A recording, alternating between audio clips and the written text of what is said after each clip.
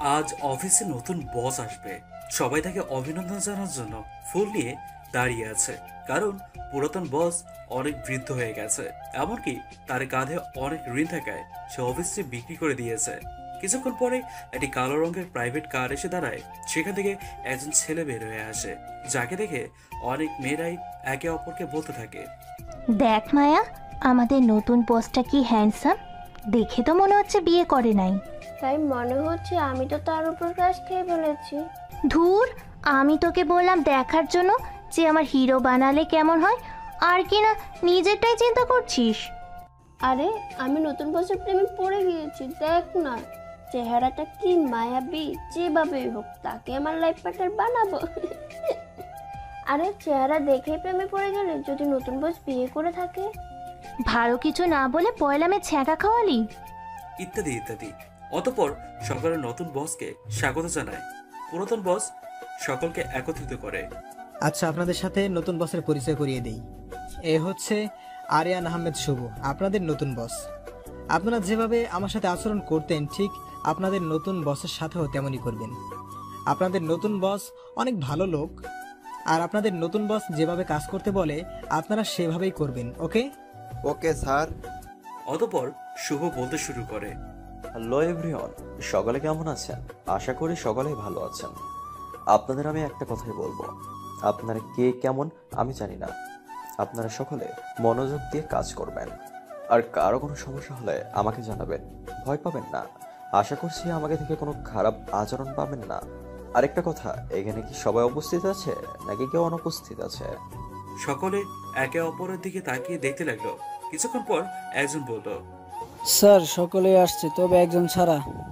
কে সে? Sir Adila আসেনি, যে কিনা পুরাতন বসের কাছে একজন। শুভর আদিলের নামটি শুনেই বুকে কেঁপে ওঠে। কারণ সে তার প্রিয় মানুষটিকে 6টি বছর ধরে পাগলের মতো খুঁজে চলেছে। আচ্ছা, আপনারা সবাই যার যার কাজে যান, আর আদিলা আসলে আমার সাথে দেখা করতে বলবেন। এই বলে শুভ সেখান থেকে ক্যাবিনে চলে আসে। অতঃপর শুভ ক্যাবিনে এসে মনোযোগ দিয়ে কাজ করতে থাকে।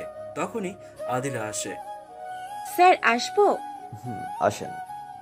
আদিলা অপরাধীর ন্যায় মাথা নিচু করে রুমে প্রবেশ করে। আপনি আমার প্রথম দিনের লেট জানেন আমি। এই বলে মেয়েটির দিকে শুভ তাকাতেই চমকে ওঠে। আদিলা তুমি? শুভর কণ্ঠ শুনে আদিলা শুভর দিকে তাকিয়ে চমকে ওঠে। আদিলা কখনো ভাবতেই পারেনি যে শুভর সাথে কখনো দেখা হবে। এতদিন তুমি কোথায় ছিলে? তোমাকে আমি 6টা বছর ধরে খুঁজছি। তোমার কি আমার কথা একবারও মনে পড়েনি? এটাই কি তোমার ভালোবাসা ছিল? এই বলে শুভ তার চেয়ার থেকে উঠে আদিলার কাছে এসে তার হাত ধরে। আপনি আমার হাত ছাড়েন! আপনার সাহস কি করে হয় একজন অপরিচিত মেয়েকে টাচ করার? আপনি আমার বস দেখে প্রথমবারের জন্য কিছু বললাম না, নয়তো আপনার গালটা থাপ্পড় দিয়ে লাল করে দিতাম। তোমার যা খুশি তাই করো, কিন্তু তুমি এইভাবে কথা বলো না প্লিজ। আমাকে ক্ষমা করে দাও। তোমাকে আর একটা বার ভালোবাসার সুযোগ দাও। আমি কথা দিচ্ছি তোমাকে আর কখনো কষ্ট পেতে দিব না। কিসের কথা বলছেন আপনি? কিসের ক্ষমা আমি আপনাকে করব? আমি তো আপনাকে প্রথম দেখলাম। আমি বুঝতে পারছি হয়তো নেশা করেছেন, যার কারণে কি আজগুবি কথা বলছেন আমার সাথে। আমি চললাম, বাই।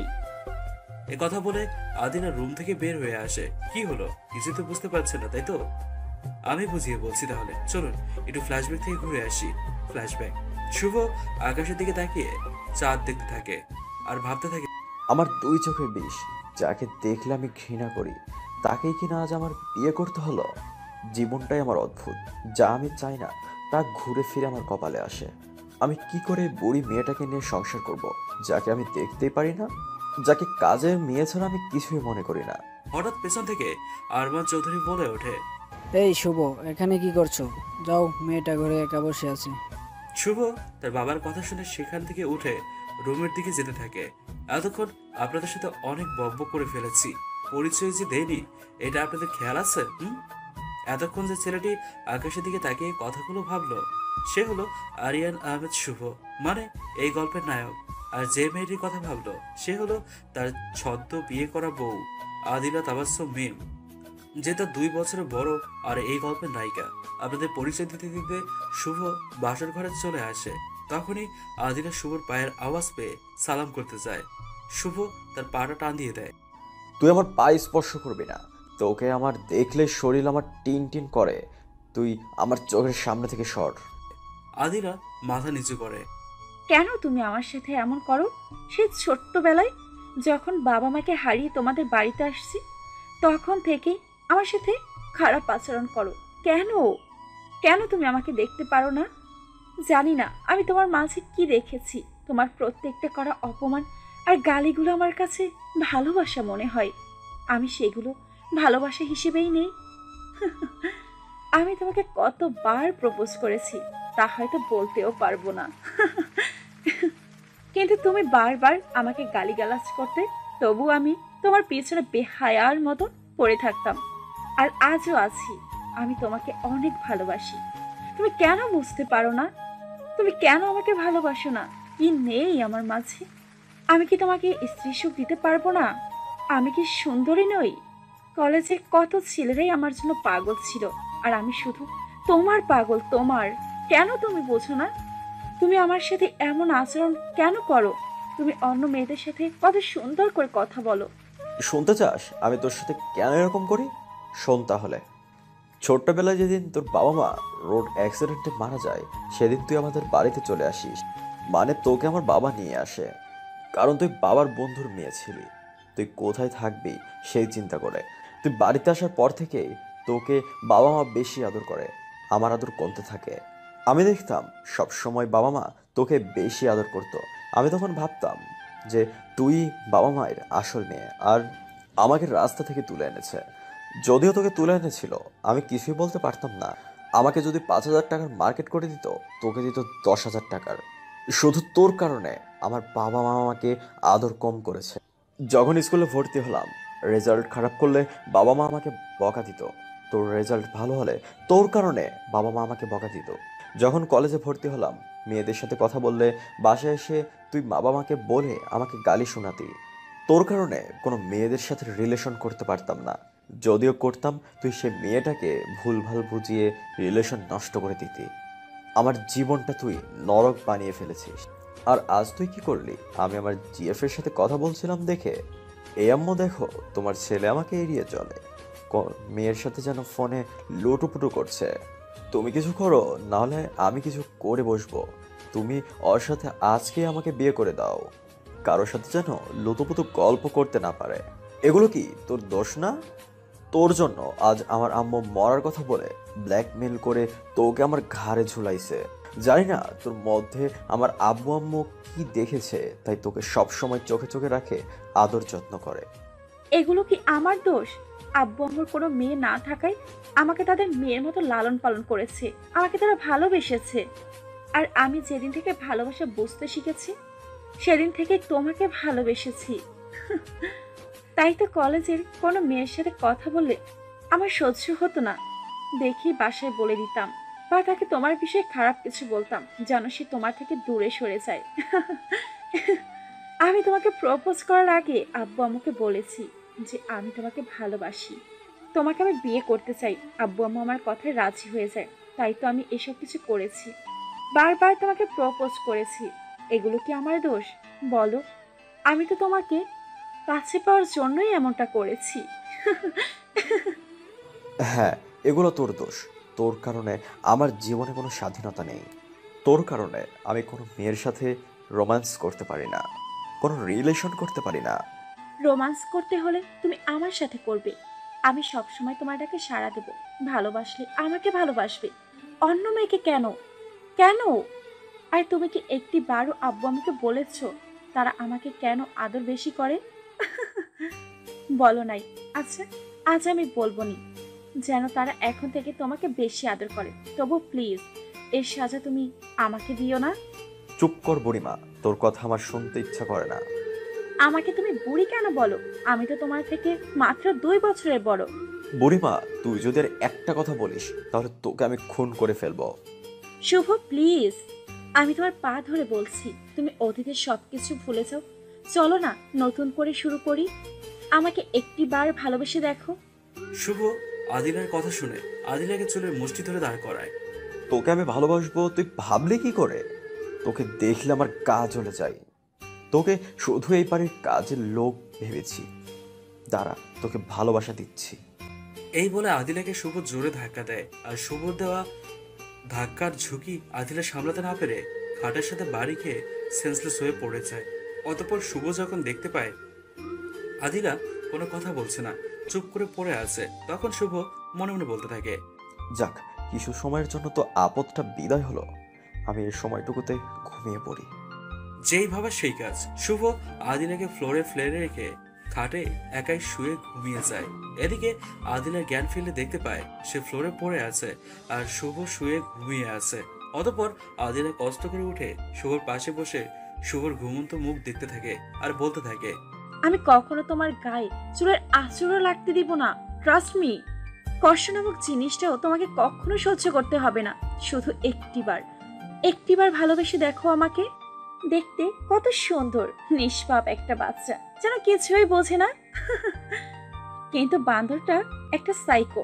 কবে যে আমার ভালোবাসা বুঝবে আর কবে যে একটু বলবে, আদিলা আজ একটু কাছে আসো, তোমাকে মন ভরে আদর করব। তোমার এতদিনের করা কষ্ট আজ ভালোবাসা দিই সবকিছু ভুলিয়ে দিব। তোমাকে অনেক অনেক ভালোবাসা দিব। আমি সেই দিনটার অপেক্ষাই করব প্রিয়। তুমি যতই আমাকে অবহেলা করো, আমি তোমাকে শক্ত মনে আমার ভালোবাসার ফুল ফোটাবই। একথা বলে আদিলা শুভর কপালে তার নরম ঠোঁটের ছোঁয়া দিয়ে শুভর বুকে মাথা দিয়ে শক্ত করে জড়িয়ে ধরে ঘুমিয়ে যায়।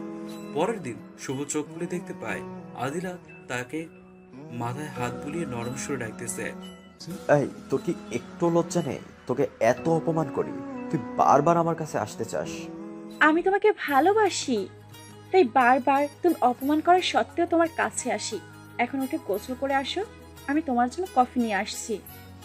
আমি সকাল সকাল গোসল করবো কোন দুঃখে? আমি কিছু করেছি নাকি? অনেক কিছু করেছো। বিশ্বাস না হলে তোমার বুকে দেখো, আমার লিপস্টিকের দাগ আছে। আমি চললাম, আমার লজ্জা লাগছে। এই বলে আদিলা রুম থেকে বের হয়ে যায়। অতঃপর শুভ তাকিয়ে দেখতে পায় সত্যি তার বুকের লিপস্টিক দাগ। শুভ তাড়াতাড়ি করে ফ্রেশ হতে চলে যায়। শুভ শাওয়ার নিতে থাকে আর ভাবতে থাকে, সত্যি কি আমি রাতে তার সাথে কিছু করেছি? আমার তো কিছুই মনে নেই। আমি তো নেশাও করিনি। তাহলে কি আমি ঘুমিয়ে গেলে? ছি ছি ছি, বুড়িমা এত খারাপ? আরো মনে মনে অনেক কিছু বলতে থাকে। অতঃপর গোসল শেষ করে বের হয়ে আসতে দেখতে পায় আদিলা কফি নিয়ে রুমে আসছে। শুভ তাকে দেখা মাত্রই আদিলা গলা ঠাস ঠাস করে দুটো থাপ্পড় মেরে দেয়। সত্যি করে বল, তুই আমার সাথে রাতে কি করেছিস? যখন তোর কাপড় খোলার এত শখ, তো আমার কাছে কেন? জানা পতিতালয়ে, সেখানে তোর কাপড় তো নিজের খুলতে হবে না, অন্যরাই খুলে দিবে। শুভর কথা শুনে শুভর বলা কথাগুলো আদিলের কলিজায় গিয়ে লাগে। আদিলা ভাবতেই পারে না শুভর মুখ থেকে এমন কথা বের হবে, তাকে পতিতাদের সাথে তুলনা করবে। অতঃপর আদিলা সেখান থেকে সরে গিয়ে সোফায় শুয়ে পড়ে, কান্না করতে থাকে আর গুনগুনিয়ে বলতে থাকে, মা, তোমরা কেন চলে গেলে আমাকে ছেড়ে? আমাকে তোমাদের সাথে কেন নিয়ে গেলে না? কেন তোমরা এতটা স্বার্থপর কেন মা? দেখো মা, আজ আমাকে আমার জীবন থেকে বেশি ভালোবাসি যাকে, সে আমাকে প্রতিদাদের সাথে তুলনা করেছে মা, প্রতিদাদের সাথে। ও মা, মাগো, তুমি কি আমাকে এগুলো শোনার জন্যই রেখে গেলে?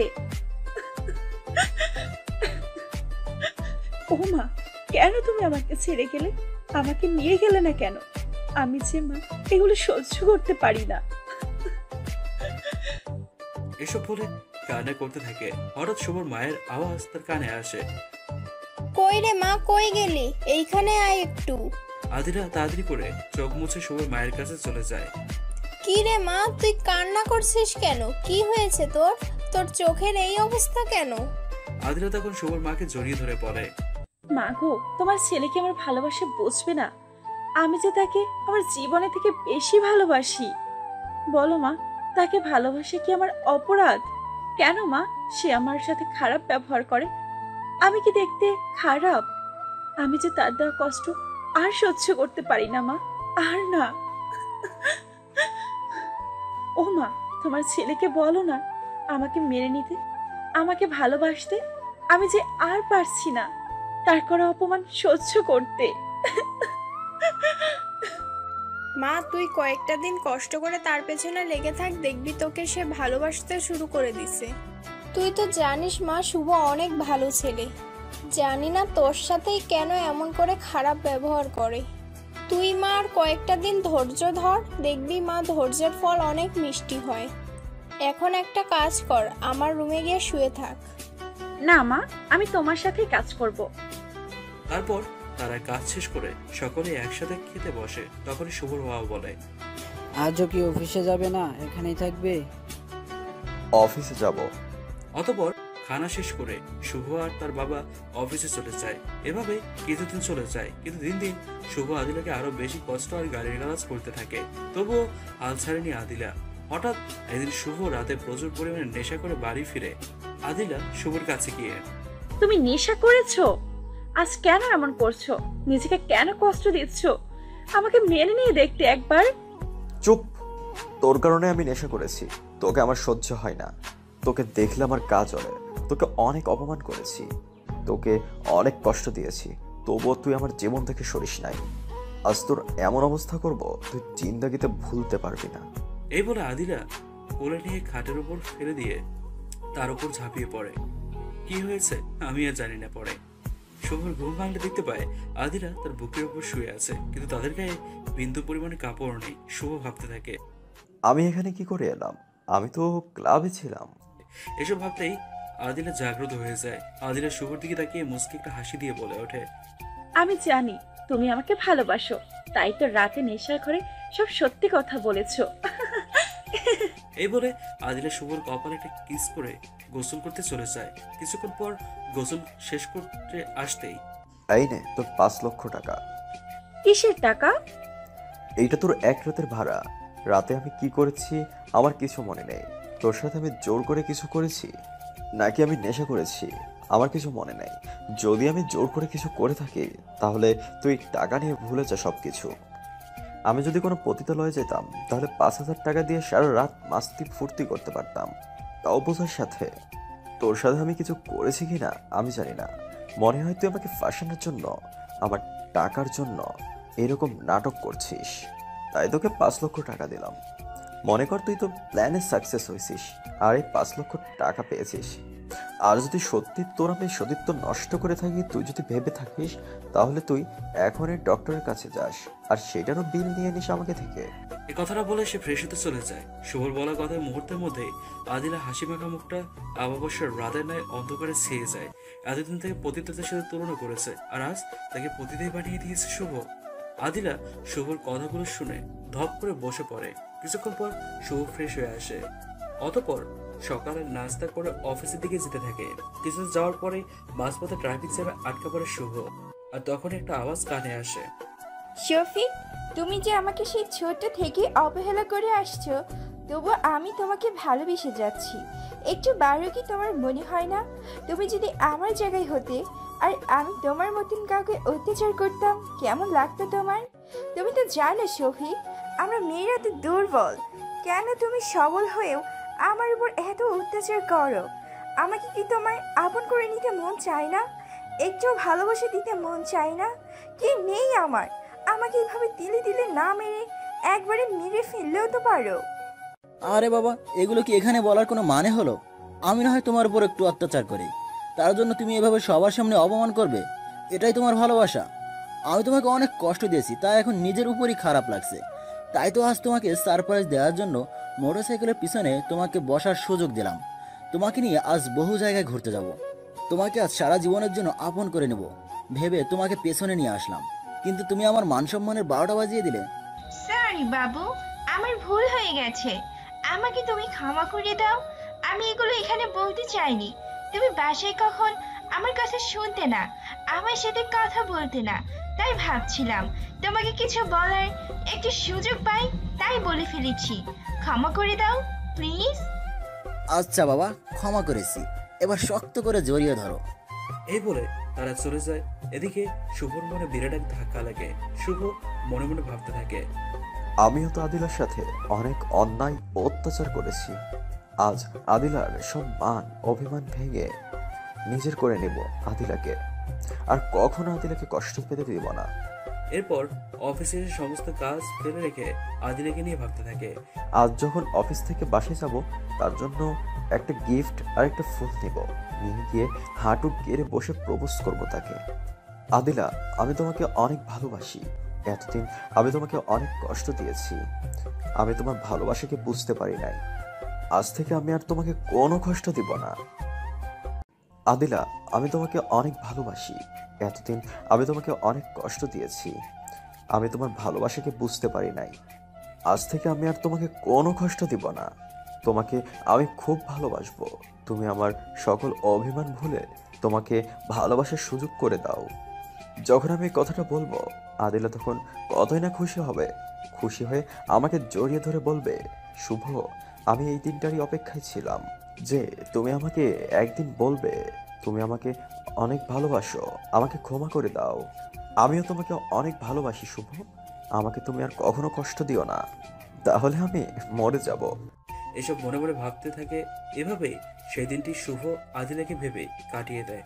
অতঃপর বিকেলে অফিস ছুটি হলে শুভ মার্কেটে গিয়ে আদিলার জন্য শাড়ি আর কিছু প্রয়োজনীয় জিনিসপত্র কিনে, তারপর কিছু টকটকে লাল গোলাপ কিনে খুশি মনে বাড়ির দিকে দিয়ে যেতে থাকে। শুভ কিছুক্ষণ পর বাড়ি ফিরে আসলে বাড়ির অবস্থা দেখলে চমকে ওঠে, কারণ বাড়িটা একদম নিস্তব্ধ হয়ে আছে, যেন ঘরে কোনো মানুষই নেই।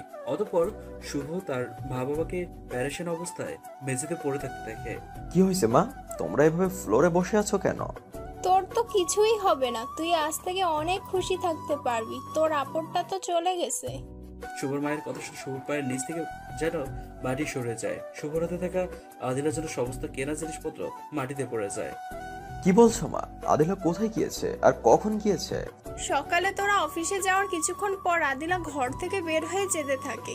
আমি তাকে জিজ্ঞেস করলাম কোথায় যাবে, সে শুধু বলছে একটু বাহিরে যাচ্ছি মা, কিছুক্ষণের মধ্যেই চলে আসবো। কিন্তু কিছুক্ষণ পর সে আর আসেনি, শুধু একটা ডিভোর্স পেপার আর একটা চিঠি। এরপর শুভ তার মায়ের হাত থেকে চিঠিটা নিয়ে পড়তে শুরু করে। মা, তোমরা আমাকে ছোট থেকে অনেক আদর যত্ন দিয়ে লালন পালন করেছো। তোমাদের ঋণ আমি কখনো পরিশোধ করতে পারবো না। মা গো, আমি তোমাদের ছেড়ে চলে যাচ্ছি না ফেরার দেশে। তোমরা আমাকে ক্ষমা করে দিও। আমি তোমাদের সেবা যত্ন করতে পারলাম না, না তোমার ছেলের সাথে সংসার করতে পারলাম। জানো মা, আজ তোমাদের ছেলে আমাকে প্রতিটা বানিয়ে দিয়েছে। বলো মা, স্বামীর সাথে রাত কাটানো বা কোনো কিছু করা কি পাপ? আমি তার বলা কথাগুলো সহ্য করতে পারলাম না মা। সবসময় আমার কানে বাজে আমি নাকি প্রতিতা। মা, তাই চিরদিনের জন্য চলে যাচ্ছি না ফেরার দেশে। তোমরা আমাকে ক্ষমা করে দিও। আর যদি তোমরা আমাকে সন্তান ভেবে থেকো, তাহলে আমার সন্তান আর করবে না। আমি বেঁচে থেকে তো কারো উপর উপকার করতে পারি নাই। আমি মরে গেলে আমার লাস্টে কোনো ক্ষুধার্ত জীবজন্তুরা কে উপকৃত হবে?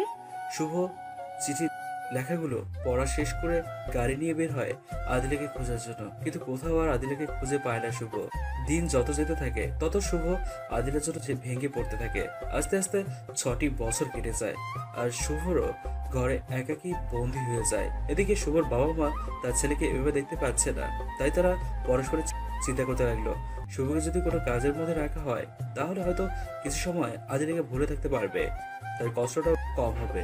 অতঃপর শুভর বাবা তার জন্য ঢাকা শহরের নতুন কোম্পানি কিনে নেয়, আর শুভর মা তাকে কাজে যাওয়ার জন্য বোঝাতে থাকে, কিন্তু সে কিছুতে যেতে রাজি হয় না। পরে বহু কষ্ট করে তাকে ঢাকা পাঠিয়ে দেয়। এরপর কি হয়েছে তা তো আপনারা জানেন। শুভ চেয়ারে বসে অতীত নিয়ে ভাবতেছিল, তখনই আবারও রুমে আদিলা এসে শুভর টেবিলে একটা কাগজ দেয়। শুভ কাগজটি দেখে, এটি কিসের কাগজ? আল্লাহ আপনাকে চোখ দেয় নাই? এত বড় পেঁচা পাখির মতো দুইটা চোখ। আমি আপনার অফিসে চাকরি করতে পারবো না। কেন চাকরি করবা না? কি হয়েছে, কোনো সমস্যা? অনেক সমস্যা। কোনটা রেখে কোনটা বলবো? যাকে আমি দুই চোখে দেখতে পারি না, যে আমার চরম শত্রু, তার অফিসে আমি চাকরি করতে পারবো না। আমি জানি আপনি ভদ্রলোকের সন্তান, তাই আপনি আমাকে আর কোনো প্রশ্ন করবেন না। প্লিজ আদিলা, এমন করো না। আমাকে তুমি ক্ষমা করে দাও। আমি আমার ভুল বুঝতে পারছি। প্লিজ তুমি আমাকে একটিবার ক্ষমা করে দিয়ে তোমাকে ভালোবাসার সুযোগ করে দাও। আমি তোমার পায়ে পড়ছি। প্লিজ তুমি আমাকে এখান থেকে একা ফেলে যেও না। এই করছেনটা কি আপনি? একটা প্রতিটার পা ধরেছেন, আপনার মান সম্মান ধুলোয় মিশে যাবে। পা ছাড়ুন বলছি। প্লিজ তুমি যেও না। যদি তুমি আমার মাকে বিন্দু পরিমাণের ভালোবাসো, তবে তুমি যেভাবে এখানে থাকতে চাও সেভাবেই থাকবে। আমি তোমার প্রত্যেক কথা মেনে চলবো। আচ্ছা, আপনার মাকে আনছেন দেখে থাকবো, তবে কিছু শর্ত আছে। আপনি কোনো রকম কোনো কাজে আমাকে আপনার ক্যাবিনে ডাকতে পারবেন না। আমার যখন দরকার হবে আমি নিজেই আসব। শর্ত নাম্বার 2, আমাকে কোনো রকম ইমপ্রেস করার চেষ্টা করবেন না। যদিও হাজার চেষ্টা করে আমার মনকে আপনার দিকে দাপিত করতে পারবেন না। অ্যান্ড তৃতীয় শর্ত, আমার যখন যা করতে মন চাইবে আমি তাই করব। এতে আপনি কোনো কথা বলতে পারবেন না। যদি এগুলো মানতে পারেন তো আমি রাজি, না হলে বাই। আরেকটা কথা, আবার এটা মনে করিয়েন না যে আমি এখানে চাকরি না করলে আমার থাকা খাওয়া হবে না। আপনি ভালো করেই জানেন আমি একটা প্রতিতা, তাই প্রতিটা মেয়ে যেখানে সেখানে রাত কাটাতে পারবে। যদি আমি কোনো পুরুষকে বলি আজ আমি আপনার সাথে রাত কাটাবো, তার বিনিময়ে আমাকে শুধু একটি রাত থাকার আর 2 বেলা খাওয়ার ব্যবস্থা করতে হবে, তাহলে আশা করি কোনো পুরুষের অভাব হবে না। আমাকে কষ্ট দিয়ে তোমার খুব ভালো লাগছে, তাই না? আচ্ছা, তুমি একটা কথা বলো, আমার প্রতি কি তোমার কোনো ভালোবাসা নেই? তুমি কি আমাকে একটুও ভালোবাসো না? যখন আমি ভালো মেয়ে ছিলাম তখন ভালোবেসেছিলেন আমায়? যেদিন থেকে আমি প্রতিতা হয়ে গেছি সেদিন থেকে সব পুরুষকেই আমি ভালোবেসেছি। যে আমাকে টাকা বেশি দেবে তাকে বেশি ভালোবাসা দিব। আর হ্যাঁ, যদি এখন আমাকে আপনি ভাড়া নিতে চান তো প্রতি রাতের জন্য 10 লক্ষ টাকা দিতে হবে। এতে আমার সাথে সব কিছুই করতে পারবেন, মন যা চাই আমি কিছুই বলবো না। যদি রাজি থাকেন তো অফিস ছুটি হওয়ার আগে বলবেন আর ঠিকানাটা দিবেন, আমি রাতে ঠিক সময় চলে আসব। আদিলা, আল্লাহর দোহাই লাগে, প্লিজ তুমি এগুলো কথা বলো না। তোমার মুখ থেকে এগুলো আমি সহ্য করতে পারছি না। আমাকে তুমি ক্ষমা করে দাও। আমার কোনো অপরাধে তুমি যা শাস্তি দেবে আমি মাথা পেতে নেব, তবুও তুমি এগুলো করো না। তুমি শুধু একটিবার আমাকে ক্ষমা করে দাও, একটিবার। তোমার বুকে একটু আমাকে জায়গা দাও, আর কখনো কষ্ট দেবো না। কি করলে তুমি আমাকে ক্ষমা করে দিবে বলো, আমি সেই কাজটাই করব। এই বলে শুভ কান্না করতে থাকে। সরি মিস্টার শুভ, আপনার যা কিছু করার করেন, বাট আমার শর্তের মধ্যে কিছু যদি করেন তো আমি এখান থেকে চলে যাব। কথাটা বলে আদিলা তার ক্যাবিনে গিয়ে ফাইল চেক করতে থাকে। এদিকে শুভ আদিলার দিকে তাকিয়ে ভাবতে থাকে, কতটা পরিবর্তন হয়ে গিয়েছে সে। আগে আমার একটু ভালোবাসা পাওয়ার জন্য কাছে কাছে থাকতো, আর আজ সে আমাকে দেখে দূরে দূরে থাকছে। যে আমাকে দেখে ভয় পেত আজ আমাকেই ভয় দেখাচ্ছে। হঠাৎ শুভ দেখতে পায় আদিলা ক্যাবিন থেকে বের হয়ে যাচ্ছে। আদিলা কোথায় যাচ্ছে সেটি দেখার জন্য শুভ তার পিছু পিছু যেতে থাকে। চলতে চলতে আদিলা একটি স্কুলের সামনে এসে থামে, আর তখনই ছোট্ট একটি মেয়ে আম্মু আম্মু বলে দৌড়ে এসে আদিলাকে জড়িয়ে ধরে। আম্মু, আজ তো লেট করলে কেন? আম্মু, আমার খুব ভয় করছিল তুমি আসছো না বলে।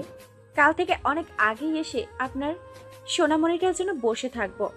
কাল থেকে অনেক আগেই এসে আমার সোনামণিটার জন্য বসে থাকবো, তখন তো আর ভয় করবে না।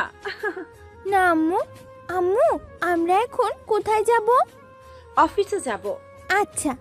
এরপর তারা মা মেয়ে দুজনেই অফিসের দিকে যেতে থাকে। এদিকে শুভ তাদের ফিরে থেকে অফিসে চলে আসে। এটা সে দীর্ঘশ্বাস ফেলে, এই কারণে যে তার একটা মেয়েও আছে। এই ভেবে কিছুক্ষণ পর আদিলা অফিসে আসলে।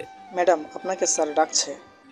সাবা আম্মু তুমি এখানে বসে থাকো, আমি 1 মিনিটের মধ্যে আসছি, কেমন? আচ্ছা আম্মু। অতঃপর আদিলা শুভর ক্যাবিনে এসে, এই আপনাকে না করছি আমাকে আপনার কেবিনে ডাকবেন না? আমি জানি আপনার প্রেম ভালোবাসা এখন উতলে উঠছে, কিন্তু আমি সেগুলো এখন আর চাই না। আর একটা কথা ভালো করেই জানেন, দাঁত থাকতে দাঁতের কদর করতে হয়, না হলে পরে আফসোস করতে হয়। তেমনি যখন আমি আপনার ভালোবাসা পাওয়ার জন্য 3 রাত আমি আপনার দেওয়া কষ্ট অপমান সহ্য করেছি, আর আমি ওই দিনগুলো মনে করতে চাই না।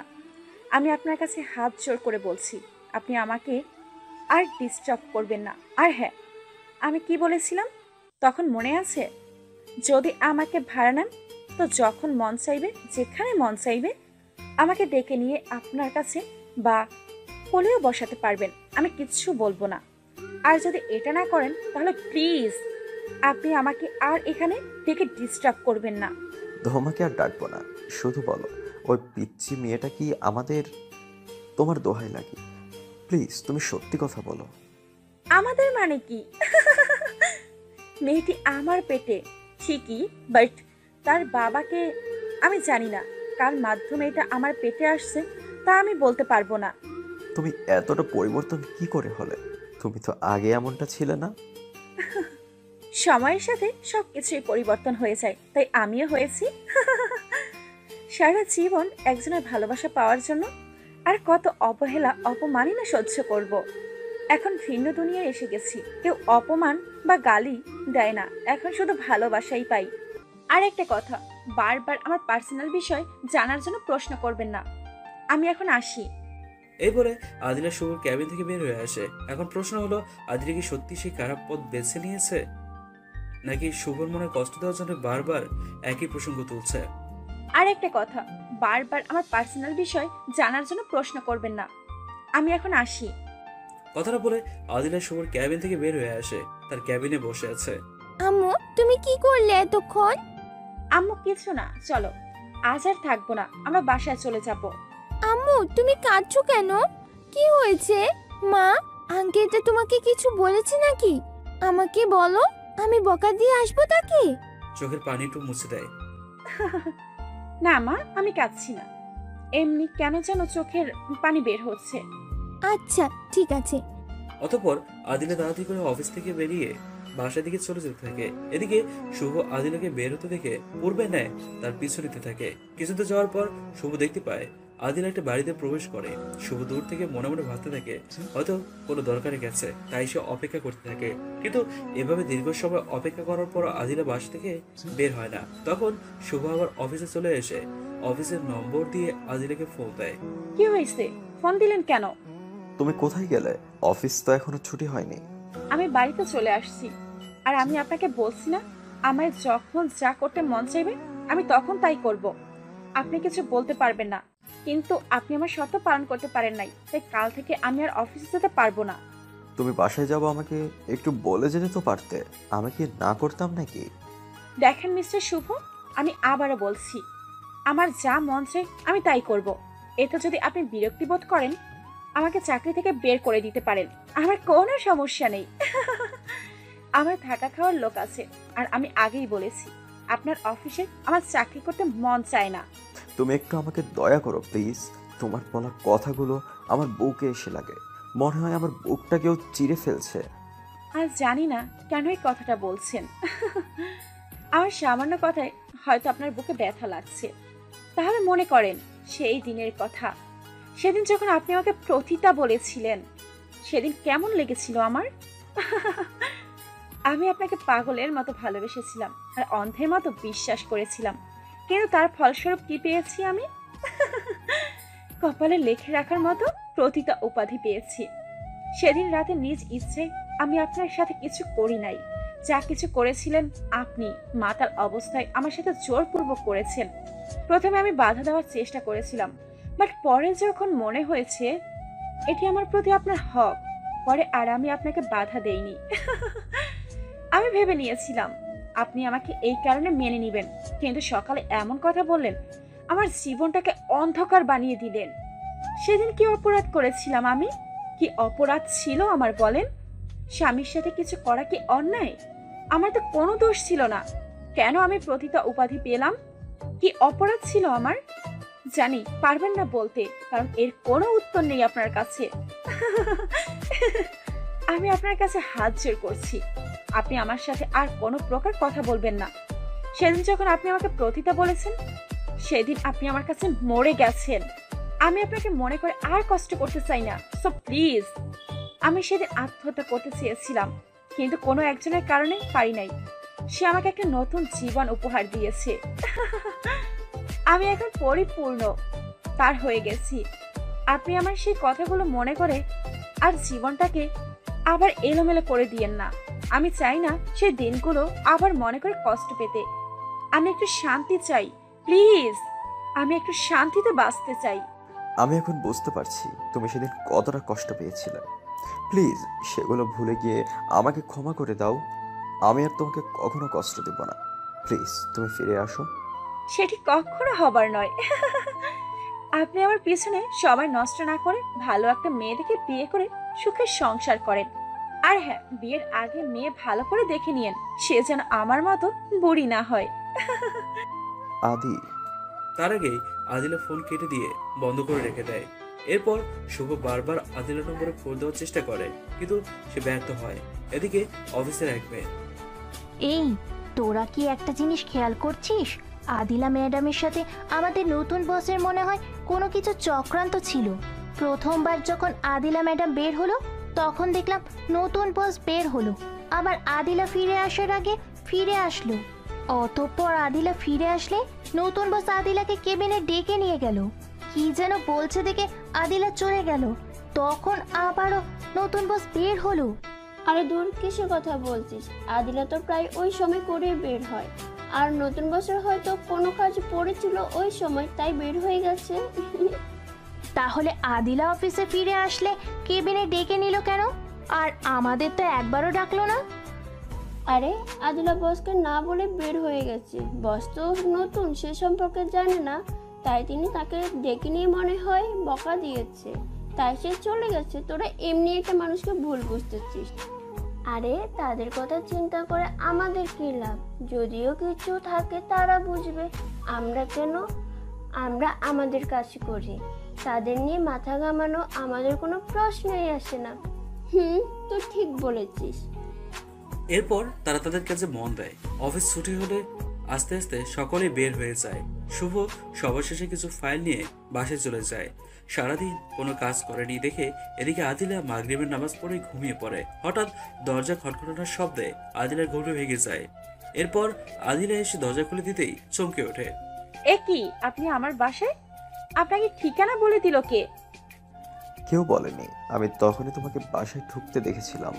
তার মানে আপনি আমাকে ফলো করছেন? আমি কখন কি করি, কোথায় যাই, আর আপনি কোন সাহসে আমার বাসায় আসছেন? তখন ভালো করে দুটো কথা বলেছি দেখে আমার বাসায় এসে পড়েছেন। আচ্ছা, আসছেন যখন টাকা নিয়ে আসছেন। যদি টাকা নিয়ে এসে থাকেন তাহলে ভিতরে আসেন। সাবা ঘুমিয়ে গেছে, এখানে আমার সাথে মজা মাস্তি করতে পারবেন। প্লিজ তুমি এগুলো বলো না, আমি তোমার পায়ে পড়ছি। আমি আপনার অনেক নাটক দেখেছি। টাকা নিয়ে আসলে ভিতরে আসেন, না হলে চলে যান। তুমি কেন এমন করছো? একবার ক্ষমা করে দেখো, আমি তোমাকে অনেক ভালোবাসা দেব। আমার ভালোবাসা দিয়ে তোমার আগের কষ্ট ভুলিয়ে দিব, তোমাকে অনেক সুখে রাখবো। আমি এখন ভালোবাসা চিনি না, আমি শুধু চিনি টাকা। টাকা চিনি আমি। টাকা দিলে এই প্রতিটা মেয়েকে পাবেন, না হলে এখান থেকে ভাগেন। শুভ তখন আদিলার হাত ধরে। প্লিজ তুমি ক্ষমা করে দাও। আদিলা শুভ থেকে ঝটকা দিয়ে হাত ছাড়িয়ে দেয়। আপনার সাহস কি করে হলো আমার হাত ধরার? এই বলে শুভকে ঠাস ঠাস করে দুটো চড় মারে। আর যদি কখনো টাকা ছাড়া আমার হাত ধরার চেষ্টা করেছেন, তাহলে আপনার অবস্থা আমি ঠিক কি করব আমি নিজেও জানি না। কথাটা বলে আদিলা শুভের মুখের উপরেই দরজা লাগিয়ে বিছানায় শুয়ে পড়ে। পরের দিন আদিলা ঘুম থেকে উঠে ফ্রেশ হয়ে ঘরের সমস্ত কাজ করে সাবাকে স্কুলে দিয়ে অফিসে চলে আসে। এরপর সে তার ক্যাবিনে বসে কাজ করতে থাকে। হঠাৎই শুভর ক্যাবিনের দিকে নজর যায়, আর তাতেই সে প্রশান্তের নিঃশ্বাস ফেলে। কারণ আদিলা দেখতে পায় শুভ অফিসে আসেনি, তাই সে মনোযোগ দিয়ে কাজ করতে থাকে। এদিকে শুভ স্কুলে গিয়ে সাবার কাছে যায়। এই পিচ্চি শোনো। আমাকে বলছেন আঙ্কেল? মামনি, তোমাকেই বলছি। আচ্ছা বলেন, কি জন্য ডাকছেন? তোমার নাম কি? আমার নাম মাইশা ইয়াসমিন সাবা। তোমার নাম তো অনেক সুন্দর। এই নাও তোমার জন্য চকলেট। সরি আঙ্কেল, আম্মু আমাকে অন্যজনের জিনিস নিতে না করেছে, আমি পারবো না, আম্মু আমাকে বকা দিবে। মামনি, আমি অন্য কেউ না, আমি তোমার বাবা। আঙ্কেল, আপনি মিথ্যা কথা বলছেন কেন? আম্মু বলেছে আমার আব্বু মারা গেছে। না মা, তোমার আম্মু তোমাকে মিথ্যে কথা বলেছে। তোমার আম্মুকে আমি বকা দিয়েছিলাম, তাই তোমার আম্মু তোমাকে মিথ্যে কথা বলেছে। সত্যি তুমি আমার আব্বু? মামনি, আমি সত্যি তোমার আব্বু। সাবার সাথে সাথেই শুভকে জড়িয়ে ধরে। জানো আব্বু, আমি না তোমাকে অনেক মিস করি। আমার ক্লাসমেট বন্ধুদের বাবা এসে তাদেরকে অনেক কিছু কিনে দেয়, অনেক জায়গায় ঘুরতে নিয়ে যায়, কিন্তু আমি পারি না কোথাও ঘুরতে, সব সময় একা থাকি। আজ থেকে আর আমার মামনির কষ্ট করতে হবে না, তোমাকে প্রত্যেক দিন আমি ঘুরতে নিয়ে যাব। তুমি যা খেতে চাও তাই খাওয়াবো। এবার চলো, তোমাকে আমি কিছু চকলেট কিনে দিই। তুমি তোমার আম্মুকে দেখাবে না, লুকিয়ে খাবে কিন্তু। তোমার আম্মুকে দেখালে বকা দেবে। আচ্ছা পাপা। এরপর শুভ সাবাকে কিছু চকলেট কিনে দিয়ে অফিসে চলে আসে। শুভ তার ক্যাবিনে যাওয়ার সময় আদিলার ক্যাবিনে একটা কাগজ রেখে যায়। আদিলা তা দেখে না দেখার ভান করে কাজে মনোযোগ দেওয়ার চেষ্টা করে, কিন্তু আদিলা কোনোভাবেই কাজে মনোযোগ দিতে পারে না। বারবার মন ছুটে যায় শুভর দেওয়া ওই কাগজটার দিকে। এরপর আদিলা কাগজগুলো পড়তে শুরু করে। হাই প্রিয়, তুমি কেমন আছো? আমি জানি তুমি ভালো নেই। তুমি কেন আমার সাথে এমন করছো আমি জানি না। আমি জানি প্রিয়, তুমি আমাকে কষ্ট দিয়ে তুমি নিজেও কষ্ট পাচ্ছ। একটা কথা কি জানো প্রিয়, তুমি রাগলে তোমাকে হেব্বি লাগে।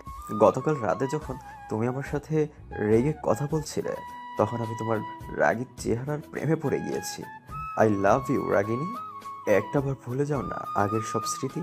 তোমার ভালোবাসা দিয়ে আমার শুকনো হৃদয়টা ভরিয়ে দাও না। একটিবার অন্তরের চক্ষু দিয়ে তাকিয়ে দেখো, তোমার প্রিয় মানুষটা বদলে গিয়েছে, ভালো হয়ে গিয়েছে সে। আদিলা, আমি তোমাকে হাত জোর করে বলছি, আমার উপর সব মান অভিমান ভুলে একটিবার ফিরে আসো। একটিবার তোমার ভালোবাসা দিয়ে আমার পাষাণ মনকে বরফের মতো গলিয়ে দাও। তাকিয়ে দেখো, এই মনটা তোমার ভালোবাসা পাওয়ার জন্য ব্যাকুল হয়ে আছে। ভালোবাসা দিয়ে এই মরুভূমির বালুর ময়দানে ভালোবাসা ঝর্ণা ছড়িয়ে দাও।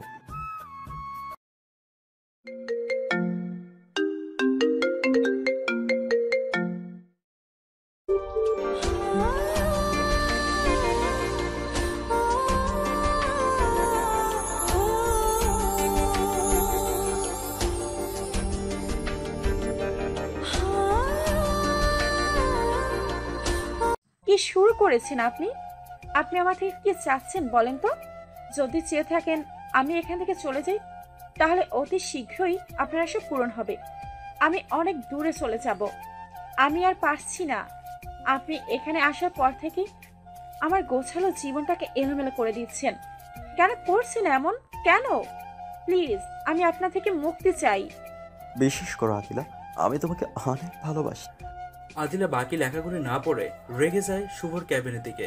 আদিলার কোনো কথা না বলে শুভর দেওয়া চিঠি তার মুখের উপর ছুঁড়ে মেরে তার ক্যাবিনে চলে যায়। সেখানে কিছুক্ষণ বসে থাকার পর আদিলা সাবাকে নিয়ে আসার জন্য স্কুলে যায়। এদিকে সাবা শুভের কিনে দেওয়া একটি চকলেট খেচ্ছিল। আদিলাকে দেখা মাত্রই চকলেট হারানোর চেষ্টা করছিল, কিন্তু পিচ্ছি সাবা ব্যর্থ হয়েছে। তার আগেই তার মা দেখে ফেলেছে। আদিলা সাবার কাছে গিয়ে, আম্মু, তোমার হাতে ওটা কি? কি খাইতেছিলে? চকলেট আম্মু। কে দিয়েছে তোমাকে? আব্বু কিনে দিছে আর বলেছে যেন তোমাকে না দেখাই, তুমি নাকি বকা দেবে। তুমি অনেক ভালো। আমি জানি তুমি আমাকে বকা দিবে না। সাবার মুখ থেকে এই কথা শোনার পর আদিলা কিছুটা ভাবে। আচ্ছা আম্মু, কতগুলো চকলেট কিনে দিয়েছে? আম্মু, অনেকগুলা ব্যাগের মধ্যে রেখে দিয়েছি। আচ্ছা আম্মু, চলো। অতঃপর আদিলা সাবাকে নিয়ে সরাসরি শুভর ক্যাবিনে গিয়ে সাবার ব্যাগটি শুভর মুখের উপর ছুঁড়ে মারে। আপনি কোন সাহসে আমার মেয়েকে চকলেট কিনে দিয়েছেন? আর কখনো আমার মেয়েটিকে হাত দিবেন না। আর তোকে কি বলেছিলাম? তোর বাপ মরে গেছে, তাহলে কেন তোর অন্যের দেওয়া জিনিস খেতে হবে? কে না কে তোকে বলেছে আমি তোমার বাবা, তাই তুই সেটা মেনে নিবি? তোকে যদি নিয়ে চলে যেত আমার কি হতো বল? তুই আমার বেঁচে থাকার একটি মাত্র সম্বল। তোকে ছাড়া আমি কি নিয়ে বাঁচতাম? আর যদি কখনো কারো দেওয়া জিনিস তুই নিয়েছিস, তাহলে আমি তোকে রাস্তায় ফেলে চলে আসবো। কথাটা মনে থাকে যেন। আমার জন্য তাকে কেন বকা দিচ্ছ? চুপ করেন আপনি। আপনি সমস্ত কাজের মূল। যদি আপনি আমার মেয়েকে ভুলিয়ে ভালিয়ে কিডন্যাপ করতেন, কিভাবে বিশ্বাস করব আপনাকে যে আপনি এমন করেন নাই? যেখানে আপনি টাকার বিনিময়ে সতীত্ব কিনতে চান, সেখানে টাকার বিনিময়ে আমার মেয়ের সাথে কিছু করবেন না, এটার কি গ্যারান্টি আছে? খবরদার, আপনাকে শেষবারের মতো সাবধান করে দিচ্ছি, আপনি আমার মেয়ের ধারে কাছেও যাবেন না। তাহলে কিন্তু আপনি আমার আসল রূপ দেখবেন। কথা যেন মাথায় থাকে। এই তুই চল, তোকে আজ বাসায় বুঝাবো কেন তোকে অন্যের দেওয়া জিনিস খেতে হবে। আমি কি তোকে কিনে দেই না চকলেট? এরপর সাবার সাথে সাথে তার মাকে জড়িয়ে ধরে কেঁদে দেয়। আম্মু, আমি আর কখনো কারো জিনিস নিব না, কারো জিনিস খাবো না, আমাকে মাফ করে দাও। আদিলার কিছু না বলে সাবাকে নিয়ে সেখান থেকে বাসায় চলে আসে। এদিকে শুভ মনে মনে ভাবতে থাকে, পাগলিটা আমার সঙ্গে কেন এমন করছে? আমাকে কি ক্ষমা করবে না? সত্যি কি সে বদলে গিয়েছে? নিত্যদিনের ন্যায় আদিলা বাসায় এসে সমস্ত কাজ শেষ করে রাতে তাড়াতাড়ি ডিনার করে শুয়ে পড়ে। হঠাৎ দরজা খটখটানোর শব্দে আদিলার ঘুম ভেঙে যায়। অতঃপর আদিলা দরজা খুলে দিয়ে, আপনি আবার আমার বাসায় আসছেন? আপনার কি একটু লজ্জা শরম নেই? সব লজ্জা কি পানি দিয়ে ধুয়ে খেয়ে ফেলেছেন? আপনি আসার পর থেকেই দেখতে পাচ্ছেন আমি আপনার সাথে খারাপ ব্যবহার করছি, অপমান করছি। আপনাকে আমি সহ্য করতে পারি না। তবু কেন এখানে বারবার আসেন? আদিলা, তুমি আমার সাথে কেন এমনটা করছো? তুমি সব রাগ ভুলে গিয়ে আমার সাথে আমার বাসায় চলো না, তোমাকে রানীর মতো করে রাখবো। কোনো প্রতিটা মেয়ে ভালো মানুষের রানী হতে পারে না। আপনি এখান থেকে চলে যান। শুভ তখন আদিলার মুখের দিকে তাকিয়ে থাকে। কি হলো, দাঁড়িয়ে আছেন কেন? আপনি এখান থেকে যাবেন নাকি চিৎকার করব? আচ্ছা যাচ্ছি, তবে কাল আবার আসবো। দেখি তুমি কতদিন আমার সাথে রাগ করে থাকতে পারো, কতদিন অভিমান করে থাকো। আচ্ছা, কাল থেকে আমি আর দরজাই খুলবো না। দেখি আপনি কি করে আসেন। আর একটা কথা, আমি আপনাকে ক্ষমা করে দিয়েছি ঠিকই, কিন্তু আপনাকে কখনো আমি মেনে নিব না। যদিও হাজারবার মরেও আবার জীবিত হই, আমার কাছে ফিরে আসেন। দেখা যাবে। আর এই নাও আমার আম্মুর ব্যাগ, তখন রাগ করে এটা আমার কাছে ফেলে রেখে এসেছিলে। আপনার মায়ের ব্যাগ আপনার মাকে দিবেন এখানে কেন? আর আমার মেয়েকে কখনো নিজের মেয়ে বা মা মনে করবেন না। সাবা আমার মেয়ে, আর তার কোনো সহযোগিতা আপনার করতে হবে না। আমি স্পষ্টই দেখতে পাচ্ছি এটা আমার মেয়ের ব্যাগ নয়।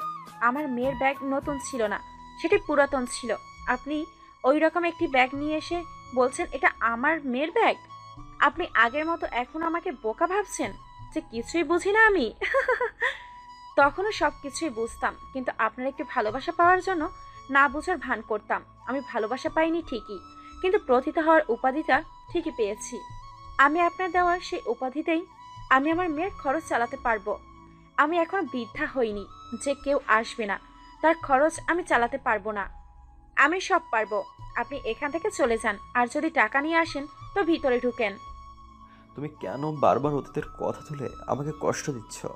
আমি তো তোমাকে থেকে ক্ষমা চেয়েছি। বলো, আমি কি করলে তুমি আমাকে ক্ষমা করবে? আমি সেটাই করব। যদি আপনি আমার জীবন থেকে চিরজীবনের মতো চলে যান, তাহলেই আমি আপনাকে ক্ষমা করব। আচ্ছা, আমি তোমার আশায় কাল পূরণ করব। কাল শুনতে পাবে তোমার পাগলটা আর নেই, চলে গিয়েছে চিরজীবনের জন্য তোমার জীবন থেকে। শুভর কথা শুনে আদিলার বুকটা কেঁপে ওঠে। আদিলা ভাবনার জগতে চলে যায়। কি ভাবছো আদিলা, আমি চলে যেতে পারবো না? দেখো, আমি ঠিকই যেতে পারবো। শুধু আমার শেষ ইচ্ছাটা পূরণ করো। এই ব্যাগটা আমার আম্মু সাভাকে দিও। কথাটা বলে ব্যাগটি আদিলা হাতে দিয়ে চলে আসে। এরপর আদিলা দরজা বন্ধ করে শুয়ে পড়ে। এদিকে শুভ কানে ইয়ারফোন দিয়ে কি যেন শুনছে আর চিৎকার করে বলছে, আমি চলে যাচ্ছি আদিলা, আমি তোমাকে আর কখনো চালাবো না, কখনো বিরক্ত করব না। এই বলে শুভ মাঝ রাস্তায় হাঁটতে থাকে। হঠাৎ একটা ট্রাক এসে শুভকে মাটির সাথে পিষিয়ে দিয়ে চলে যায়। আদিলা তখনই চিৎকার করে ওঠে, এটি আমি কি দেখলাম? সত্যিই কি শুভ মরে যাবে আমার জন্য? আমার কাছে কি আর আসবে না? আমাকে আর চালাবে না? আমার মেয়েটাকে আম্মু বলে ডাকবে না? সারা জীবন কি তার ছবি বুকে নিয়ে কান্না করতে হবে? সে কি মনে করে সত্যি আমি তাকে ভুলে গেছি? আমি কি করে ভুলবো তাকে? কি করে? সে যে আমার প্রথম এবং শেষ ভালোবাসা। তাকে আমি শুধু একটু বোঝাতে চাচ্ছি, ভালোবাসার মানুষের থেকে কষ্ট বুকে যন্ত্রণা দেয়। এরপর আদিলা বালিশের নিচ থেকে একটা ফটো বের করে তার দিকে তাকিয়ে বলতে থাকে, যদি আমি তোমাকে কষ্ট না দিয়ে মেনে নেই, তাহলে তুমি আমাকে সহজ সরল মেয়ে মনে করে কষ্ট দিবে। তাই তোমাকে কষ্ট দিচ্ছি। প্লিজ, তুমি যা করার করো, কিন্তু আমাকে ছেড়ে কোথাও যেও না। এই বলে ফটোতে একটা চুমু দিয়ে বালিশের নিচে রেখে ঘুমিয়ে যায়। পরের দিন আদিলা ঘুম থেকে উঠে রান্না করতে চলে যায়। আর তখনই সাবা আদিলার বালিশের নিচ থেকে ছবিটি বের করে শুভর পিক দেখা মাত্রই বলে ওঠে, তাহলে আব্বু মিথ্যা কথা বলেনি, আমাকে ধোকা দেয়নি? কিন্তু আম্মু কেন আমাকে ধোকা দিছে? তোমরা দুইজন ঝগড়া করবা আর আমার আদর থেকে বঞ্চিত? দাঁড়াও, আমি তোমাকে মজা দেখাচ্ছি। তুমি এতদিন আমাকে মিথ্যা বলেছো না যে আব্বু মরে গেছে? একথা বলে মনে মনে কিছুতে ভেবে নেয় অতঃপর আদিলের সমস্ত কাজ শেষ করে সাবাকে স্কুলে রেখে অফিসে চলে যায়। সেখানে গিয়ে দেখতে পায় শুভ অফিসে আসেনি। এতে আদিলা ভয় পেয়ে যায় আর মনে মনে চিন্তা করতে থাকে, সত্যি কি পাগলটা আমাকে ছেড়ে চলে গেল? না না, এ হতে পারে না, আমাকে ছেড়ে কোথাও যেতে পারে না। এটা বলেই প্যারেশান হয়ে বসে থাকে। শুভ আসার অপেক্ষা করতে থাকে, কিন্তু শুভ আর আসে না। দেখতে দেখতে সেই দিনটি কেটে যায়। রাতে আদিলা বিছানায় শুয়ে বালিশের নিচ থেকে শুভর ছবি বের করতে যাবে, কিন্তু সেখানে কোনো ছবি পায় না। এরপর আদিলা পাগলের মতো করে শুভর ছবি খুঁজতে থাকে, কিন্তু কোথাও ছবিগুলো পায় না। আদিলা প্যারেশানি হওয়া দেখে সাবা মিটি মিটি হাসতে থাকে। এখন কেমন লাগে? আমাকে এতদিন মিথ্যা কথা কেন বলেছো? আজ বুঝো কেমন লাগে? আম্মু, কি খুঁজতেছো? কিছু না, তুমি ঘুমাও। আচ্ছা, ঘুমাচ্ছি। কিন্তু আম্মু, আমি জানি তুমি কি খুঁজতেছো। তুমি আব্বুর ছবি খুঁজতেছো, তাই না? এই নাও মা, আব্বুর ফটো। এরপর আদিলা সাবার হাত থেকে ফটো নেয়। এভাবে কিছুদিন চলে যায়। হঠাৎ একদিন রাতে আদিলা শুভের ছবি বুকে নিয়ে কান্না করতে থাকে। তখনই হঠাৎ দরজায় খটখটানোর শব্দ আসে। আজ আমি দরজাই খুলবো না। কুত্তা, আমাকে কষ্ট দিতে তোর অনেক ভালো লাগে, তাই না? তুই চলে যা এখান থেকে। কিছুক্ষণ পর আর আওয়াজ আসে না। তখন আদিলা মনে করে শুভ চলে গেছে। এরপর সে দরজা খুলে দেখতে পায় দুটো লোক চলে যাচ্ছে। তাদের দেখা মাত্রই আদিলা দৌড়ে গিয়ে পা জড়িয়ে ধরে। মা, তোমরা আমাকে ক্ষমা করে দাও। আমি না জেনে তোমাদের কষ্ট দিয়েছি। তোমরা ঘরে চলো প্লিজ। তুই এতটা স্বার্থপর কেমনে হলি? তুই আমার ছেলের সংসার করবি না তো ভালো কথা, কিন্তু তুই চলে আসলি কেন? একটা বারও কি এই মা বাবার কথা মনে পড়েনি? আর পড়বেই বা কেমনে? আমরা কে যে আমাদের কথা মনে পড়বে? তোকে ছোট থেকে নিজের মেয়ের মতো বড় করেছি, তোকে আজও নিজের মেয়েই ভাবি, কিন্তু তুই আমাদের পিতামাতা ভাবতে পারিসনি। তুই যে এত স্বার্থপর হয়ে যাবি ভাবতেই পারিনি কখনো। আচ্ছা, আমরা আসি, তোকে দেখতে মন চাইছিল, দেখছি। বাই মা, ভালো থাকিস। এই বলে চলে যেতে লাগে। তখনই আদিলা আবারও পা জড়িয়ে ধরে। যেও না মা, তোমরা আমাকে ক্ষমা করে দাও। আমি তোমাদের মনে আঘাত দিয়েছি। প্লিজ মা, এবারের মতো মাফ করে দিয়ে ঘরে চলো প্লিজ। সেদিন আমি পালিয়ে আসতে চাইনি, কিন্তু তোমার ছেলের বলা কথাগুলো মেনে নিতে পারিনি। সবসময় সেই কথাগুলো বারবার কানে ভেসে আসতো। তাই সেদিন আমি আত্মহত্যা করার জন্য রাস্তায় বের হয়েছিলাম, কিন্তু একটা ভিখারির কারণে মরতে পারিনি। সে আমাকে একটা নতুন জীবন দিয়েছে। বিশ্বাস করো মা, আমি তোমাদের কথা আজও ভুলিনি। সবসময় তোমাদের কথা আমার মনে পড়তো, কিন্তু তোমাদের দেখার জন্য আমি যেতে পারিনি। সেদিন তোমার ছেলের উপর পাহাড় পরিমাণ অভিমান আর ঘৃণা জন্মেছিল, তাই তোমাদের ওখানে যাইনি। যদি তোমার ছেলে আমার সামনে পড়ে, তাই। মা, আমি ভুল করেছি, তোমরা আমাকে ক্ষমা করে দাও প্লিজ। এই পাগলি, ওঠ, কি করছিস এসব? মায়ের কাছে কেউ ক্ষমা চায়? অতঃপর আদিলা শুভর মাকে জড়িয়ে ধরে। কি রে মা, এই রাতের বেলা আমাদের রাস্তায় রেখে দিবি নাকি? তোর ঘরে কি যেতে দিবি না? সরি মা, ভুলে গিয়েছিলাম, চলো মা। এরপর তারা আদিলার রুমে গিয়ে সাবাকে দেখতে পায়। এটা কে রে মা? ওটা তোমাদের নানু ভাই। অনেক সুন্দর হয়েছে দেখতে, একদম তোর মতোই হয়েছে। আচ্ছা, একটা কথা বলতো, মা তখন বললি তোকে একটা ভিখারিনী নতুন জীবন দিছে, তা কিভাবে আর এত দূর কি করে আসলি? একটু ফ্ল্যাশব্যাক থেকে ঘুরে আসি। সেদিন যখন আমি তোমাকে বলে ঘর থেকে বের হই, তখন সোজা নিরিবিলি এক রেল লাইনে গিয়ে বসে থাকি আর ট্রেন আসার অপেক্ষা করতে থাকি কখন ট্রেন আসবে আর আমি আত্মহত্যা করব। হঠাৎ ট্রেন আসার শব্দ শোনা যায়, আর সেই সময় একটা ভিখারিনী ওই রাস্তা দিয়ে যাচ্ছিল, আর সে আমাকে দেখা মাত্রই আমার কাছে চলে আসে। কি হয়েছে মা, তুমি এখানে বসে আছো কেন? দিন হচ্ছে, সরে আসো এখান থেকে। আমি যখন তার কথা না শুনে লাইনের উপর বসেছিলাম, তখন সে আমাকে লাইন থেকে টেনে সরিয়ে নিয়ে আসে, জিজ্ঞেস করে কেন মরতে চাইছি। পরে আমি সমস্ত ঘটনা তাকে খুলে বলি। সে আমাকে বলে, আজ থেকে তুই আমার মেয়ে, তোকে নতুন করে বাঁচতে শেখাবো। অতঃপর সে আমাকে নিয়ে তার বাসায় যায়। মা, তুই কি দর্জির কাজ করতিস? আমার একটা সেলাই মেশিন আছে, সেটা দিয়ে তুই নতুন জীবন শুরু করতে পারবি। আমি না হয় পারি না মা, কিন্তু তোমার সেলাই মেশিন থাকা সত্ত্বেও তুমি ভিক্ষা কেন করো? এটা আমার মেয়ে ছিল, আমি কাজ করি না, বৃদ্ধ হয়ে গেছি তাই ভিক্ষা করি। আর আমার মেয়েটা কিছুদিন আগে মারা গেছে, আমি বিক্রি করে দিতে চেয়েছিলাম, কিন্তু আমার মেয়ের স্মৃতি হিসেবে রেখে দিয়েছি। তুই এখন এটা দিয়ে নতুন জীবন শুরু কর, আমি তোকে কাজ শেখানোর ব্যবস্থা করছি। অতঃপর আমার জন্য একটা মেয়ে নিয়ে আসে দর্জি কাজ শেখানোর জন্য। আমি অল্প কিছুদিনের মধ্যেই দর্জির কাজ শিখে যাই আর দর্জির কাজ শুরু করি। আর একটা সাবানের সেলাই মেশিন ছিল। কিছুদিন কাজ করার পর হঠাৎ একদিন মাথা ঘুরে পড়ে যাই, আর তখন ডাক্তার নিয়ে এসে জানতে পারে আমি মা হতে চলেছি। সেদিন জানো মা, আমি অনেক খুশি হয়েছিলাম। আমার বেঁচে থাকার উপকরণ একটা পেয়ে গিয়েছিলাম। 2 বছর সেখানে কাজ করার পর একদিন মা অসুস্থ হয়ে যায়, আর তখন আমার হাতে একটা কাগজ দিয়ে তিনি মারা যায়। আমি কাগজটা খুলে দেখি সেখানে কিছু লেখা দেখতে পাই।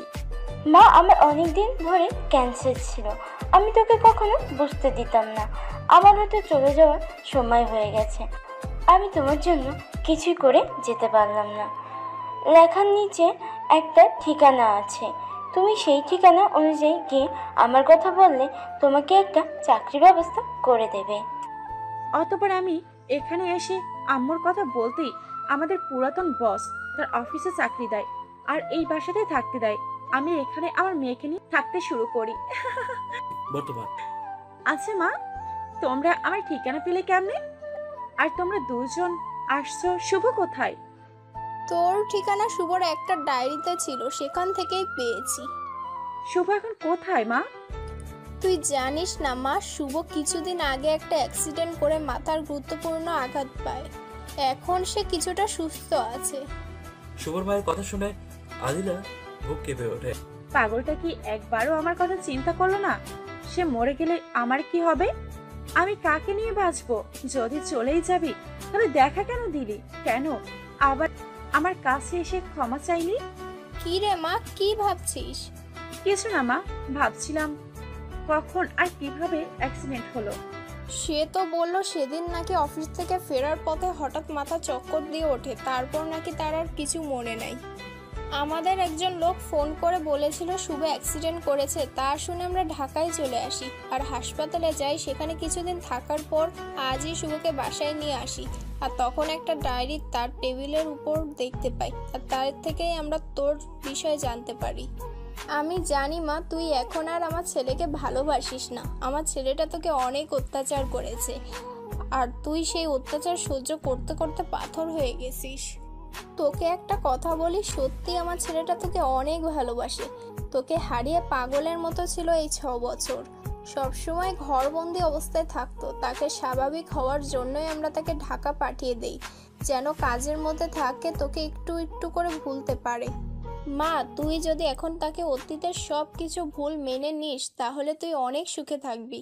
তোকে আর আমার ছেলেটা কষ্ট দিবে না, তোকে অনেক ভালোবাসবে। তোকে আমি জোর করব না তাকে মেনে নেওয়ার জন্য। তোর লাইফ তুই বুঝবি, তুই কি করবি না করবি। তবে আমি মা হয়ে তোকে একটু রিকোয়েস্ট করব, রাখবি তো আমার রিকোয়েস্ট? আদিলা কিছুক্ষণ চুপ থাকার পর, আচ্ছা বলো মা, কি করতে হবে আমার? আমরা সকালেই আমাদের বাসায় চলে যাব জরুরি কিছু কাজের জন্য। শুভকে একা রেখে যেতে পারছি না। আমি তোর বাবাকে একা পাঠিয়ে দিয়ে আমি শুভর কাছে থাকতে চেয়েছিলাম সুস্থ হওয়া পর্যন্ত, কিন্তু আমাকেও নাকি যেতে হবে। আমি শুভকে একা রেখে কি করে যাব? এখানে তো আমাদের কোনো আপন লোকজনই নেই যে তার সেবা করবে। মা, তুই আছিস যে আমাদের আপন। তুই যদি মা কিছুদিন হেল্প করিস, তার সেবা যত্ন করিস, তাহলে আমরা একটু উপকার হতো। মা, সে ভালো হলেই তুই এখান থেকে চলে আসিস। কয়েকটা দিন শুভর কাছে থাক মা। আদিলা এমনিতে শুভর কাছে থাকতে চাইছিল, কারণ শুভর অ্যাক্সিডেন্টটা হয়েছে আদিলার কারণে। সে যদি সেই দিন ওই কথাগুলো না বলতো তাহলে এসব কিছুই হতো না। আচ্ছা মা, থাকবো। তোমার কথা আমি কি ফেলতে পারি বলো? এখানে আপনাদের মনে একটা প্রশ্ন থাকতে পারে, তাদের কি এমন কাজ সামনে আসছে যে সন্তান অসুস্থ থাকা সত্ত্বেও তারা চলে যেতে চাইছে? কথাগুলো হলো তাদের কোনো কাজেই সামনে আসেনি। তারা শুভ ডায়েরি থেকে পড়ে নিয়েছিল আদিলের সাথে শুভর সাক্ষাৎ হওয়ার পর থেকে কি কি ঘটেছিল, তাই তাদের একত্র করার জন্য আদিলকে শুভর কাছে রেখে চলে যেতে চাইছে। তাহলে এখনই চল, তোর কিছু কাপড় ব্যাগে তুলে গাড়িতে আয়। আমরা নানু ভাইকে নিয়ে গাড়িতে বসে আছি। আদিলা তাদের থাকার কথা বা খাবারের কথা কিছুই বলতে পারলো না, দেরি হওয়ার ভয়ে, কেননা শুভ বাসায় একাই আছে। এরপর তারা কিছু সময়ের মধ্যে আদিলাকে নিয়ে শুভর বাসায় চলে আসে। যা তুই ওই রুমে যা, এখানে শুভ থাকে আর আমরা নানু ভাইকে নিয়ে এই রুমে আছি। একটা রুম দেখিয়ে বলল। আচ্ছা মা। কথা বলে আদিলা শুভর রুমে যায়। সেখানে গিয়ে দেখতে পায় শুভর মাথায় ব্যান্ডেজ করা, সে সোজা হয়ে ঘুমিয়ে আছে শুয়ে। আদিলা আস্তে আস্তে করে শুভর কাছে গিয়ে তার মাথায় হাত বুলিয়ে কপালে আস্তে করে নরম ঠোঁটের ছোঁয়া দিয়ে তার পাশে শুয়ে পড়ে আর মনে মনে ভাবতে থাকে কতদিন পর তার প্রিয় সেই মানুষটার এত কাছে আসছে। মনটা বারবার তার বুকে মাথা রাখতে মন চাইছে, কিন্তু আদিলার মনটা শক্ত করে শুভর দিকে তাকিয়ে থাকতে থাকতে কখন যে ঘুমিয়ে যায় বলতেই পারে না। পরের দিন শুভর ঘুম ভাঙলে পাশে আদিলাকে শুয়ে থাকতে থেকে ভূত দেখার মতো চমকে ওঠে। এরপর শুভ আস্তে আস্তে আদিলার মাথায় হাত রাখতে আদিলার ঘুমটা ভেঙে যায়। আমি জানি তুমি আমাকে এখনো ভালোবাসো, তুমি শুধু আমাকে একটু কষ্ট দেওয়ার জন্য এমনটা করেছো। এত উতলা হওয়ার কোনো দরকার নেই। আমি এখানে আমার ইচ্ছায় আসি নাই, আমাকে আপনার মা এখানে নিয়ে আসছে। না হলে আপনি সুস্থ কেন মরলেও আমি দেখতে আসতাম না। আদিলের কথা শুনে মুহূর্তের মধ্যে শুভর মন খারাপ হয়ে যায়। এদিকে সকালে সাবা তার মাকে দেখতে না পেয়ে কান্না করতে শুরু করে দেয়। আমি আম্মুর কাছে যাব। আমার আম্মু কোথায়? নানু ভাই, তোমার আম্মু ওই রুমে আছে, তুমি কান্না করো না, আমি আছি না তোমার নানু ভাই। কান্না শুরু করে দেয়। সাবা কারো কথা না শুনে চিৎকার করে কান্না করতে থাকে। অতঃপর শুভর মা কোনোভাবে কান্না থামাতে না পেরে আদিলের কাছে নিয়ে যায়। এই নে মা, তোর মেয়েকে তুই সামলা, কোনোভাবেই কান্না থামাতে পারি না। আর শোন, আমরা কিছুক্ষণের মধ্যে চলে যাব, আমার ছেলেটাকে একটু দেখে রাখিস, আসি আমরা। এরপর কিছুক্ষণ পরে তারা চলে যায়। শুভর মুখ থেকে সাদা ফেনা বেরোতে দেখে আদিলা চিৎকার করে ওঠে। সাথে সাথেই কয়েকজন কর্মচারী শুভর রুমে ঢুকে পড়ে। শুভর অবস্থা দেখে তাড়াতাড়ি করে হসপিটাল নিয়ে যায়। ডক্টররা শুভকে এমার্জেন্সিতে নিয়ে গিয়ে চিকিৎসা করতে থাকে। এদিকে আদিলা চিৎকার করে কান্না করতে থাকে আর বলতে থাকে, কেন এমন করলি তুই? আমার কথা কি একটি বারও ভাবলি না? তুই চলে গেলে আমার কি হবে? আমি কাকে নিয়ে বাঁচবো? এতটা দিন তোর আশায় বেঁচেছিলাম, একদিন আমার কাছে ফিরে আসবি, আমাকে আপন করে নিবি। কিন্তু এসেও কেন আমাকে ছেড়ে চলে যেতে চাইছিস? আমি সেই ছোট্ট থেকে তোর দেওয়ার শাস্তি আর গালি সহ্য করে আসছি, আর তুই আমার দেওয়া কয়েকটা দিনের শাস্তি সহ্য করতে পারছিস না? আমাকে ছেড়ে চলে যেতে চাইছিস কেন? কেন আমার কথা না হয় ভাবিসনি, কিন্তু তুই একবার তোর পিছিয়ে মেয়েটার কথা ভাবলি না? তুই চলে গেলে সে যে অনাথ হয়ে যাবে, কাকে সে বাবা বলে ডাকবে? কার সাথে সারাদিন ঘোরাফেরা করবে? কার কাছে পছন্দের জিনিস কিনে দেওয়ার জন্য আবদার করবে? এসব বলে কান্না করতে থাকে। দেখে সে প্রথম দিনের মেয়েগুলি কথা বলতে লাগলো। তোদের বলেছিলাম না আদিলার সাথে বসের কোনো সম্পর্ক আছে? আজ দেখলি তো বসের জন্য আদিলা কিভাবে কান্না করছে। আর আজ তো স্পষ্ট বোঝা যাচ্ছে বসই আদিলার স্বামী। বুঝলাম। আচ্ছা চল তো দেখি বস কেন বিষ খেয়েছে, আদিলার থেকে শুনে আসি। চলো। এরপর তারা আদিলের কাছে গিয়ে সান্ত্বনা দিতে থাকে। দেখ আদিলা, বসের কিছু হবে না, কান্না করিস না, বস ভালো হয়ে যাবে। আর একটা কথা বলো তো, তুমি তো ভিতরেই ছিলে, বস বিষ খেয়েছে কখন আর খেলোই বা কেন? বসের কেবিনটা দেখলাম, বাটি খুলে রাখা ছিল, আর সে বাটি তুমি সকালে নিয়ে এসেছিলে। তার মানে কি আদিলা, তুমি বসের খাবারে বিষ মিশিয়ে মেরে ফেলতে চাইছো?